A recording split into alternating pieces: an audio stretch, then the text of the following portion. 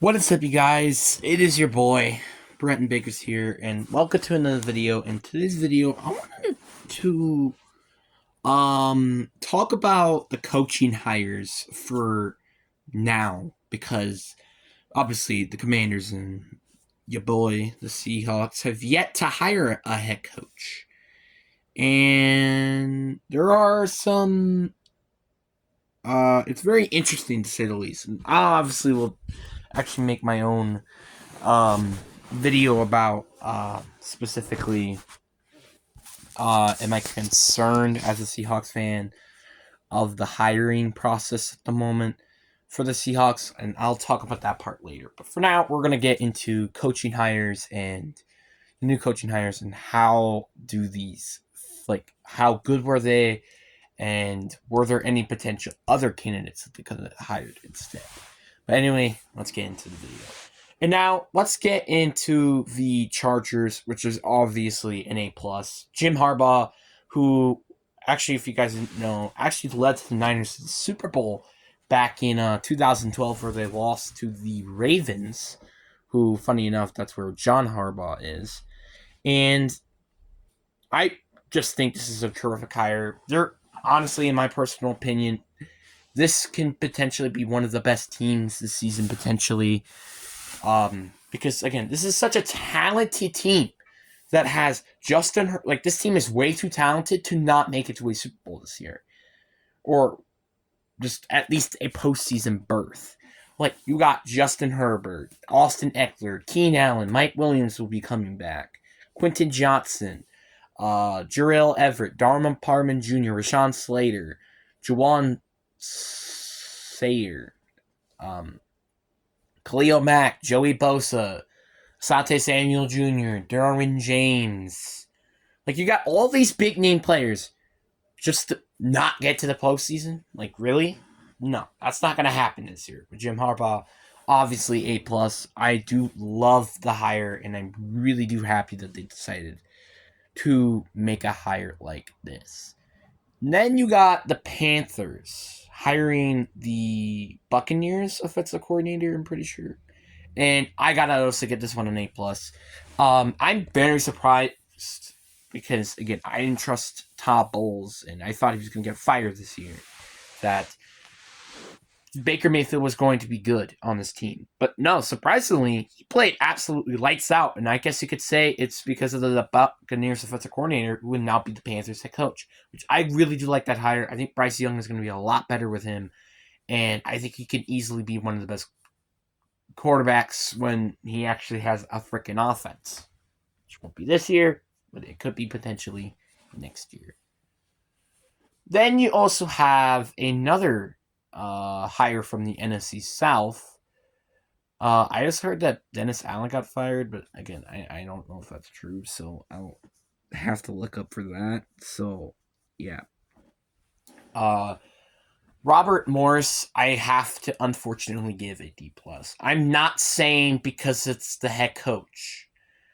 I just thought it was a little questionable, number one. And two, they were interviewing Bill Belichick, and I thought that was going to happen, which would have been funny, but unfortunately, that did not happen. You got Raheem Morris. And I'm not saying that this was a terrible hire by any means. It's just, this is not what they should have done. Like, their defense wasn't, in my opinion, the strength of this team. And it kind of was just a head scratcher to me, and I was honestly a little surprised. And then the next one, you had the Bengals offensive coordinator going to Tennessee. This one I give a C minus. I think it's better, but, like, obviously made sense to go get an offensive minded head coach this time, develop Will Levis, stuff like that. But what that really surprised me is the person who they hired for the job. Like, it's because Tennessee's offensive coordinator, or, well, Cincinnati's offensive coordinator, is not from a defensive-minded head coach team. This is from an offensive-minded team. So this guy isn't entirely the reason of success of the, well, Tennessee Titan, well, the Cincinnati Bengals offense. But I mean, with Jake Browning being decent this year and nobody expecting that, I guess you could say there is some reason why you could hire him. But I don't think this was a very good hire. But I mean, I guess it was better than actually leading to you thinking going to hire him. But I mean, either way though, I don't think the Mike Gribble fire was very good. But definitely, you needed just a different nosy, in my opinion. Then you have the AFC East, I think, and this is the last hire, I think, actually, is Jared Mayo. This one I have honestly no idea. So I'll give it a nothing grade because I have no idea if this could work and I don't know if it will. This guy was an inside linebacker coach, so he wasn't even a coordinator, but I guess it's better than hiring a coach from high school, I guess. But like again, it's very interesting to say the least, and I'm very interested to see how this team is going to work with him. Now, here are at the moment some coaching candidates that could potentially get hired. One is the Texans OC. I think it definitely makes sense. Bill Belichick, obviously. Dan Quinn is also another obvious one. And then you have Will McDonald. But the reason why I don't say Ben Johnson is because Ben Johnson actually requested that he's going to stay as the offensive coordinator. So those are like your 4 top candidates for coaching. To me, if I had to pick one of... Actually, also Mike Rabel. I completely forgot about him. Sorry. If I was the Seahawks, I would pick Bill Belichick without a doubt. But if I had any doubts of anything, I would probably then go with Mike Grable. Mike Grable was so screwed. Honestly, the GM just did not make that team good around. Like that, the build around of that team is absolutely terrible. And Mike Grable coached. Honestly, if you think about it, a pretty not great team. Like their O line wasn't good, their defense wasn't amazing, and their best players were Derrick Henry and AJ Brown. And Ryan Tannehill clearly was missing AJ Brown that season, and maybe that's why he did not play that well in the AFC division round because AJ Brown was literally the only weapon.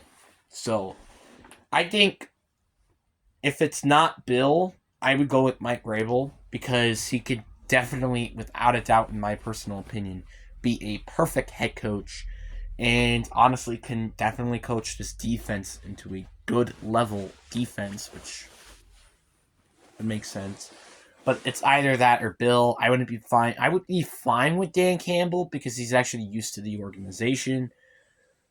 But it would also then make it a little interesting of why we then fired or just, well, that's what obviously a lot of people are saying is that we fired Pete Carroll just to hire basically the same person. So that would be a little interesting.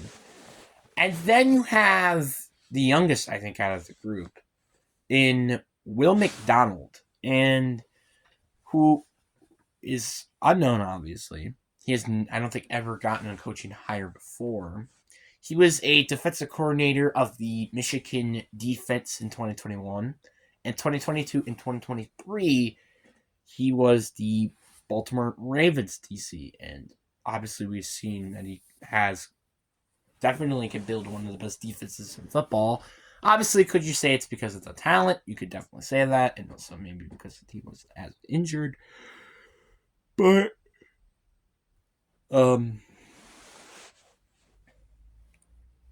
so yeah, it's very interesting. It's basically a defensive minded head coach, no matter what we have to go with here, unfortunately, and we're gonna just have to deal with it. But I'm very curious to see what these hires are going to be. It seems to be that we're either leaning towards Dan Quinn or Will McDonald, and obviously don't want to be my top 3 candidates. I think easily, without a doubt, if I had to pick one of those 2, I would probably say Dan Campbell. But at the same time, you had that 20-3 Super Bowl thing, then the team sucked without Kyle Shanahan. It's just like, is it a little odd with him. It's just, I don't know. Like, I don't know. He could just be potentially just one of the best coordinators, but then could just be an okay head coach, and you just need to find the right OC. And that's a bit of a concern, especially with us at the moment with no OC available. Well, that we have had, obviously. We don't have any OC at the moment. Sucks. But, and then you also have the Commanders. Obviously, I think the Commanders are probably going to hire Texans offensive coordinator. I think that's probably what's going to happen. But, I mean, who knows? Like, who knows? Maybe they're looking at one of the Niners coaching trees or something. You know, I mean, personally, I would love my Seahawks. I wouldn't mind for him to hire Steve Wilkes or, like Steve Wilkes or Brian Flores, just like some potential player coach it or the coordinators. I mean, that have not had any hires of coaching, but they could. I think, in my personal opinion, can actually coach a team. Like Brian Flores, he had, 2 winning seasons in Miami? He had that 10-6 season, which missed the postseason, unfortunately, and 9-8, which they also missed the postseason, unfortunately. And by the way, it was also that last season he was hired as the Miami's head coach, their owner was paying them to lose games. Mm-hmm. So yeah, look, I think, honestly, without a doubt, I think Brian Flores could definitely be a good head coach as well. But I guess that might be waiting for next year, unfortunately. Which I don't know why a lot of teams. I don't even know why he wasn't even a potential top head coach candidate. Like, again, obviously, this is my opinion, but like, if I was the GM, I would actually be interested in hiring him as my head coach. That's my opinion. But anyway, hope you guys enjoyed this video. I was just like wanting to throw that out there. But anyway, hope you guys enjoy. Peace.